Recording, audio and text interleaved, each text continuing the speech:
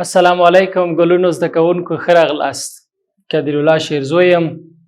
خوشحاله یم چې تاسو ټول روغ جوړ تازه یاستئ او مننه کوم بیا هم چې راغلی خپلو درسو ته. هیله تر دا مهاله به مو ټول درسونه څنګه کړي وي، تعقیب کړي وي، لیدلی وي او اوس به هم له خپلو کتابو سره، له خپلو کتابچو سره او همدارنګه له خپلو قلمو سره یو ځای درس ته ناست یاستئ. بیا هم کوم کتاب په تاسو سره وي، د پښتو د 3م ټولګي کتاب باید تاسو سره موجود وي. سمه ده؟ ښه ګلونو زده کوونکو، تیر درس کې ما تاسو ته یو کورنۍ دنده درکړې وه. هغه دا وه چې 5 خویونه یا ښه صفتونه د یو زده کوونکي ما ته ولیکئ. نو تاسو ما ته دا وایئ چې آیا دا تاسو لیکلي یا نه؟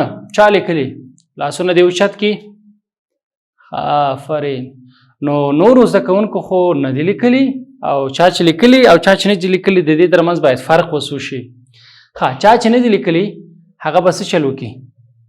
سترګې دې پټې کړي. آفرین. دا څو ګوتې دي؟ بیرته اوس تاسو خپلې سترګې خلاصې کوئ. څو ګوتې ما نیولې وي؟ 2. ښه یعنې سترګې مې نه وي پټې، بیا هم ګورئ تاسو ما سره ښه نه کوئ. البته ښه کوم 5 صفتونه تاسو ولیکل؟ څو خو ما ویلي وو، نو تاسو څو صفتونه ولیکل؟ 1 2 3 4 5. څه شی؟ ښه ځان او جامې پاک ساتل خو ما ویلي وو، او رښتیا ویل هم ما ویلي وو. بل ښه لوبې کوي. آفرین. ښه زده کوونکی لوبې کوي. جنګ نه کوي. زنده باد. آفرین. داسې ښایسته. بل کتاب لولي؟ نه دا خو مونږ تاسو ویلي وو. آفرین. کورنۍ دنده ترسره کوي. زنده باد. ښه زده کوونکی همیشه څه کوي؟ کورنۍ څه کوي؟ دنده ترسره کوي. بل او له خپلوانو سره تګ راتګ لري. آفرین. بل احترام خو مونږ تاسو ویلی وو. بل آفرین. یعنی خپلو ازموینو کې برخه اخلي، نقل هم نه کوي. زنده باد. آفرین. نو دې ته وایي زما ګلونو زده کوونکي. آفرین. او ټول په ټولګي کې څنګه وي؟ منظم شکل سره ناست وي. ښه نن به موږ تاسو په دې نم مخ باندې ما تاسو ته په تیر درسو کې ویلي وو د ښه زده کوونکي په هکله باندې دا شعر لولو او یو څو کلمې هم شته دی، زه به یې تاسو ته وایم. خو زه راځم یو څو توري رخلم او د دې تورو نه یوه کلمه جوړوم. زه وګورم چې تاسو ما سره څومره کومک کولی شي. صحیح شو؟ راځئ دغه به له څه شروع کړو؟ له یو توري څخه به شروع کړو. زه راځم په دې ځای کې یو چې ږدمه، یو توری ږدم. تاسې ما ته دا ووایاست چې څه شی دی؟ ښین دی. زنده باد. نو کله چې ښین شو زه یو بل توری هم ورسره ږدمه. صحیح ده؟ نو بیا به تاسو په دې پوه شئ چې کله زه بل توری ورسره کېږدم نو هغه به چې تېنه جوړ شي.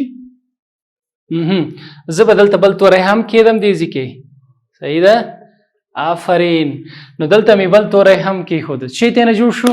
ښه اوس به تاسو ما ته ووایئ چې زه به بل کوم توری راواخلم چې څه تېنه جوړ شي. بل توری به هم راواخلم دلته چې هغه به کېدم په دې ځای کې. نو ښه زه به څه شی لیکم؟ بل توری به هم راواخلم. ښه آفرین. دال به راواخلم. نو زه به ولیکم څه شی؟ ښه. کوم توری به ولیکم باید؟ هی. صحیح شو؟ ښه څومره ښه. ښه زده. څه شی ښه زده؟ څه شی شو اوس؟ آفرین. نو زه څه شي ته ضرورت لرم بل؟ ښه تاسو ما ته وایئ. آفرین. ښه کاپ به راواخلم. ښه زده. کا. آفرین. نو اوس به چې راواخلم؟ واو به راواخلم، دلته به یې کېږدم. نو ښه زده کوونکی. وی ما خو وویلې. نو زه کومه کلمه لیکم دلته؟ ښه زده کوونکی. بل به چې راواخلم؟ نون به راواخلم. آفرین. او بل به کاف راواخلم. صحیح شو؟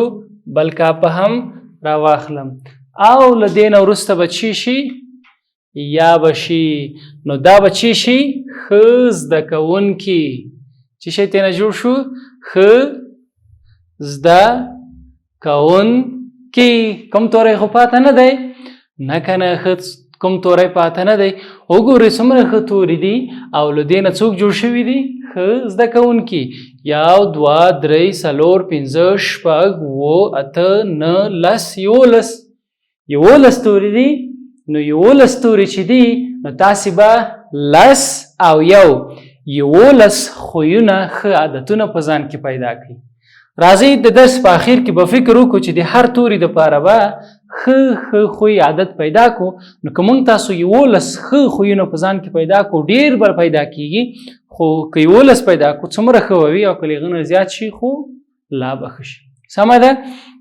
ښه راځو درس وایو شعر وایو بیا هم خبرې کوو نو نه هم مخته به راشئ تاسو کتاب ته ګورئ زه دا شعر لولم او معنا یې درته هم کوم آماده یاستئ بخیر آفرین راځئ چې وایي د مکتب ښه شاګردان یو د ښوونځي مکتب څه شی یعنی ښوونځی یعنی موږ د ښوونځي ښه شاګردان څوک دا خبره کوي دا ښه زده کوونکي کوي صحیح ده موږ وایي د مکتب ښه شاګردان یو د هیواد ښکلي ګلان یو هیواد څه شي ته وایي وطن ته دغه موږ تاسو چې پکې اوسئ د دې هیواد موږ هر یو چې شی یو ګل یو یعنی تاسو هر یو چې ماته ګورئ تاسو ټول یو ګل یاستئ دا زموږ تاسو چې دی بڼ دی تاسو د دې بڼ تاسو د دې هیواد تاسو د دې وطن چې شی یاستئ ګلونه یاستئ نو ځکه موږ وایو دا د هیواد ښکلي ګلان یو څوک دا خبره کوي زده کوونکي په شوق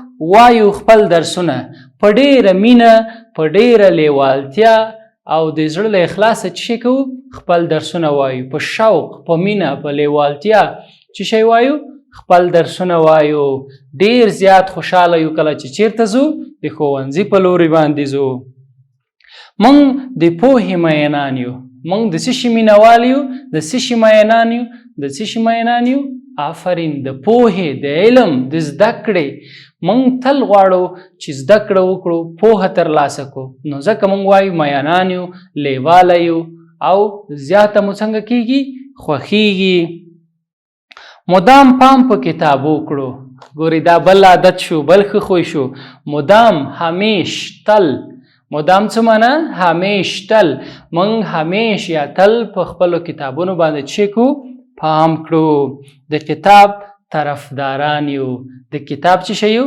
طرفداران یو یعنی مینه د څه شي سره کوو د کتاب سره کتاب مو خوښیږي انشاءالله په راتلونکي درسونو کې به په کتاب په هکله هم خبرې کوو چې کتاب یعنی څه ښه رښتیا وایو رښتیا اورو زموږ کار چې شی دی همیش رښتیا وایو او خلکو ته غوږ نیسو رښتیا اورو کله چې څوک درواغ وایي نو بیا تختو مونږ وایو چې دروغو ته مونږ غوږ نه نیسو نو ځکه مونږ وایو چې رښتیا اورو او هم رښتیا وایو په رښتیا پسې روان یو څه شی چې رښتیا دی څه شی چې حقیقت دی څه شی چې روغه لاره ده نیکه لاره ده سیخه لاره ده نیغه لاره ده په هغه منو پسې روان معنا په دې یو چې هغه څنګه کوو منو هغه اورو مونږ یې وایو کله چې وایي معنا دا ده چې ته یې څنګه کوې منې آفرین راځو مهالویش سره سم درومو مهالویش خو تاسو پیژنئ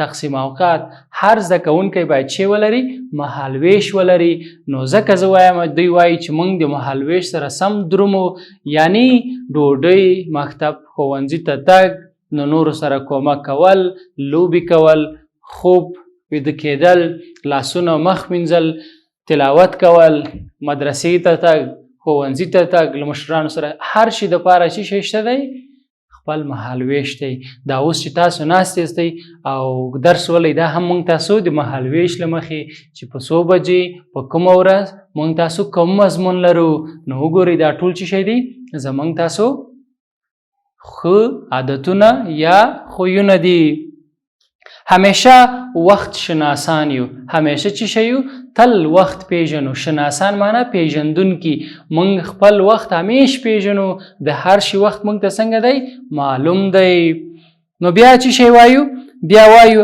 ازموینې نه څنګ نه کړو ازموینې لا امتحان نه څنګ نه کړو نه غواړم چې امتحان مې پرېږدم نه امتحان ته ورځم امتحان نه منډې نه وهم آفرین ښه ډاډه په امتحان یو ډاډه یم ښه تکړه یم چې کله مې ازموینه ورکړه نو حتما کامیابېږم ښې نمرې وړم ځکه درس مې ویلی منظم مې تقسیم اوقات یا مهالویش تعقیب کړی ښه هیڅ وخت چا سره جنګ نه کړو هیڅ وخت چا سره جنګ نه کړو آفرین ښه زده کوونکي چې کوي هیڅ وخت هم چا سره جنګ نه کوي یو د بل انډیوالان یو د بل ملګري یو انډیوالان چې شي ته وایي ملګري دوستان د یو بل شي یو انډیوالان یو د یو بل ملګري یو او د یو بل دوستان یو د نژند یو موږ ملګري د دې سړي تخلص دی د موږ د دې څه شی یو ملګري یو خو مینهناک د خپل عرفان یو عرفان هم پوهې ته وایي خپل عرفان یو مینهناک یو د دې پوهې ګلان یو موږ او موږ داسې وګړي یو چې د دې هېواد ګلونه یو ګلونه زده کوونکو دا شعر و چې د چیش په هکله لیکل شوی و د ښو زده کوونکو زه یو ځل بیا وایم تاسو صرف ورته غوږ شئ د مکتب ښه شاګردان یو د هېواد ښکلي ګلان یو په شوق وایو خپل درسونه موږ د پوهې مینان یو مدام پام په کتاب وکړو د کتاب طرفداران یو د لویانو کړو لمانځنه د عالي خوی خاوندان یو د لویانو کړو لمانځنه د عالي خوی خاوندان یو یعنی لمانځنه دا معنی چې د هغوی احترام کوو رښتیا وایو رښتیا اورو په رښتیا پسې روان یو مهالویش سره سم درومو همیشه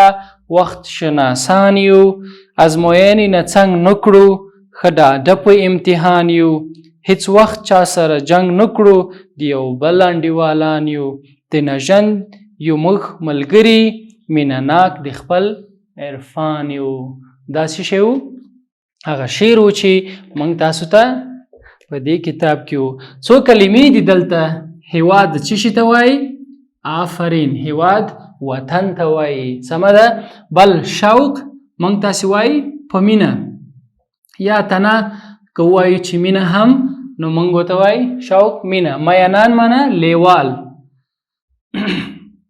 یا مینوال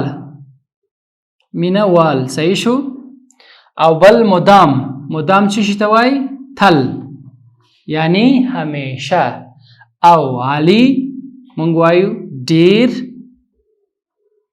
عالی څه معنی ډیر ښه او همدارنګه چې شی خاوندان چې شته وایي مثلا موږ وایو موږ د پوهې چې شی یو خاوندان یو یا موږ د دیر کور چې یو مالکان یو نو موږ به داسې ولیکو چې شی مالکان یا خاوندان او انډیوالان چې شی ملګري انډیوالان چې شته وایي ملګري عرفان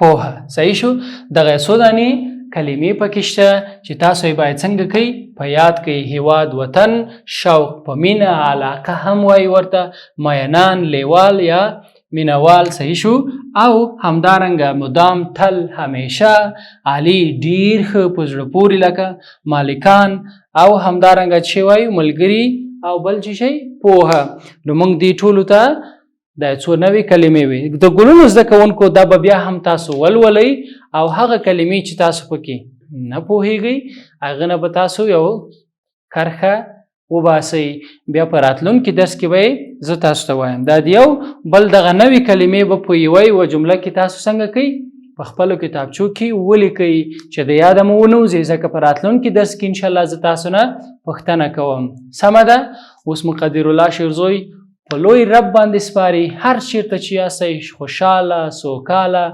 آباد اوسئ